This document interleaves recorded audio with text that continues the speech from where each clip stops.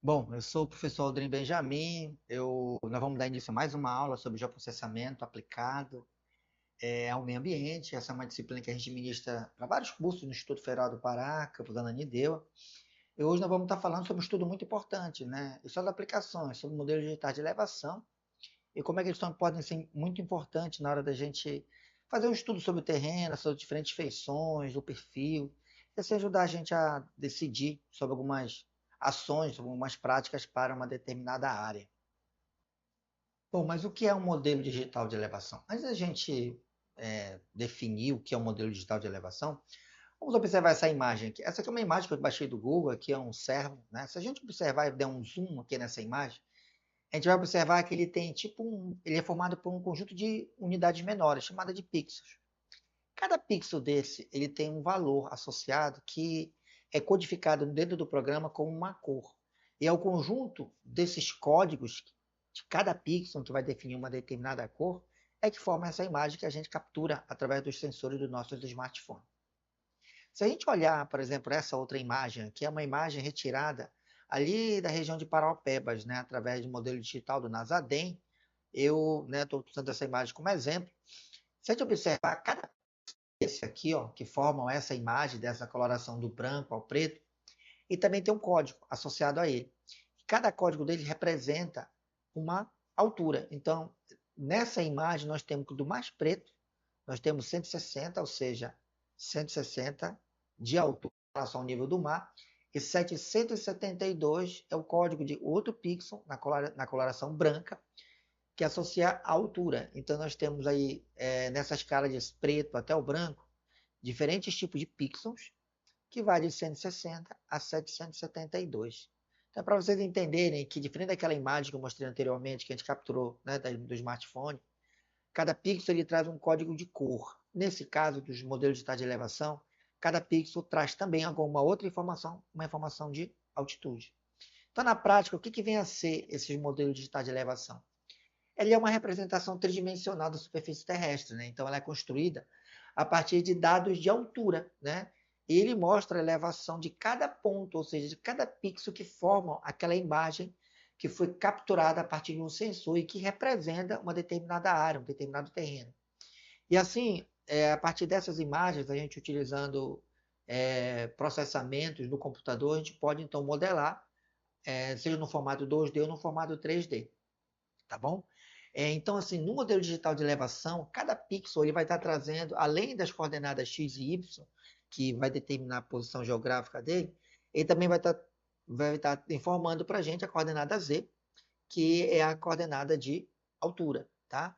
Então, essas informações eles podem ser geradas através de sensores, como o LIDAR. Esse LIDAR, na verdade, são sensores que emitem ondas de infravermelho, que quando bate no terreno ou bate no objeto, ele retorna ao sensor e permite que a gente possa, então, modelar uma determinada área, um determinado objeto a partir de muita precisão, a partir desses feixes ou desses pulsos de infravermelho, tá bom? Bom, além disso, outros sensores de fotogrametria, né? A fotogrametria são técnicas que a gente utiliza para extrair de fotos, de imagens, informações que nos ajudam a modelar, né, uma determinada área, né? Além dos radares, né, e das imagens de satélite que a gente utiliza para poder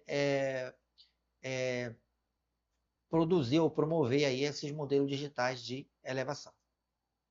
Bom, então para que serve, na verdade, um modelo digital de elevação? Qual é a sua aplicação? Bom, são várias. A gente vai verificar, né, ao longo dessa disciplina, desse curso, que ele pode ter vários tipos de aplicações, várias técnicas a gente pode estar utilizando para tentar definir produtos, né, na área, seja para o geoprocessamento, na cartografia, criando mapas topográficos, onde a gente vai determinar as diferentes alturas dentro de um perfil de um terreno, e com isso a gente analisar, por exemplo, o relevo e a declividade de uma determinada área. Isso é muito importante, por exemplo, para o planejamento territorial, verificar, por exemplo, onde existe mais risco, por exemplo, de inundação. E isso nos ajuda, né, a definir, tomar algumas decisões preventivas no sentido de diminuir os riscos de determinada área a partir desse levantamento das alturas dos diferentes aspectos de drenagem desse terreno, prever, por exemplo, deslizamentos. É muito utilizado também para engenharia e infraestruturas, né? Principalmente na locação de estradas, né? Para a implementação de ferrovias, de hidrovias, aplicação de barragens. Então, assim, tem muitas aplicações que podem ser utilizadas assim, para determinadas áreas, para determinados fins. Bom, é importante a gente diferenciar o que é um modelo digital de elevação, o que é um MDT, o modelo digital de terreno, e o que é um MDS. O modelo digital de elevação, eles representam a altura, né? De uma maneira geral, incluindo tudo. Então, toda a análise que é feita a partir de uma imagem, né, que é extraída de sensores, ele representa a altura e posição geográfica. Então, representando tudo, são modelos digitais de elevação. Já os MDTs são modelos digitais também de elevação, mas eles apresentam apenas o solo exposto, ou seja, eles retiram a vegetação, retiram a construção, certo? E os modelos digitais de superfície, eles incluem a vegetação e as edificações. Então, eles incluem tudo que formando uma nuvem de ponto que vai desde o terreno nu até todas as estruturas, né? Os elementos que fazem parte daquela paisagem. Nesse exemplo, a gente pode ver aqui, ó, o modelo digital de superfície, né? Em vermelho, que ele vai pegando desde a altura das casas, tudinho, as árvores, tudo. E embaixo o modelo digital de terreno, representado em verde, como se ele estivesse retirando todas essas estruturas, sejam árvores e casas, deixando só o terreno nu.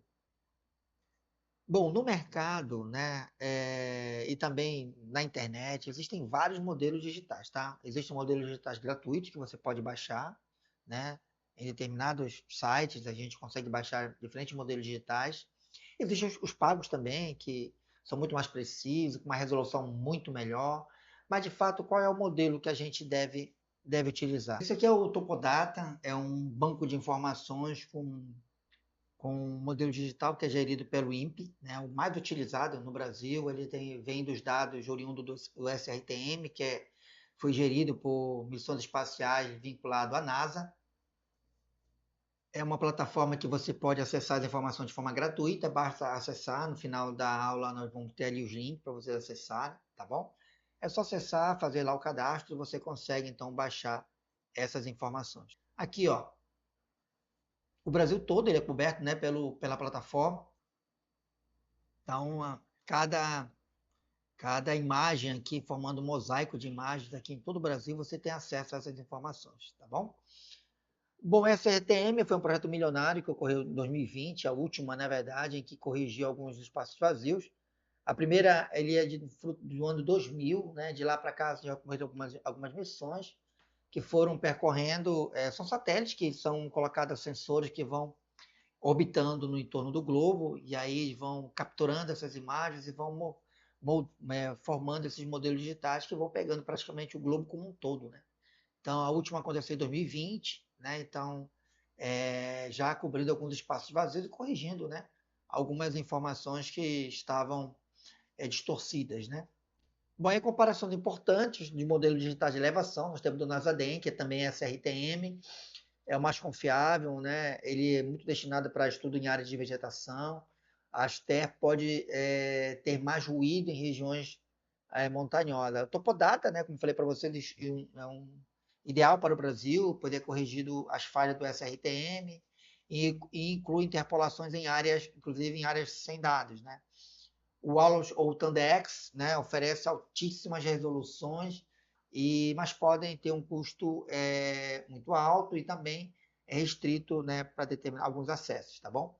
E o Copérnicos MDS, ou também da missão Tandex, ele é gratuito, ele é global, atualizado, com excelente equilíbrio entre resolução e cobertura. Bom, e aí eu deixo para vocês nessa aula aqui, né, um artigo que trabalha um pouco essas diferentes modelos digitais, alguns sites para vocês baixarem também esses, esses modelos digitais, tanto da Zaden, Sentinel, né, e o Aulus Pulsar, que são o SRTM reamostrado. Isso que é interessante também, a gente, quando, né, fala em resolução também, não de pegar, dizer que é daquilo que você pega na internet, aquilo prontamente é desenvolvido. Por exemplo, o STMRA mostrado, na verdade, são uma resolução 60 por 60 que foi apenas dividido em 15 por 15, mas isso não quer dizer que você teve uma melhoria na qualidade da imagem, tá bom? É isso, a gente se vê na próxima aula, espero que vocês tenham gostado. A gente vê agora na prática lá no QGIS, para a gente ver de fato a aplicação desses modelos no QGIS, ok? Beleza, até a próxima.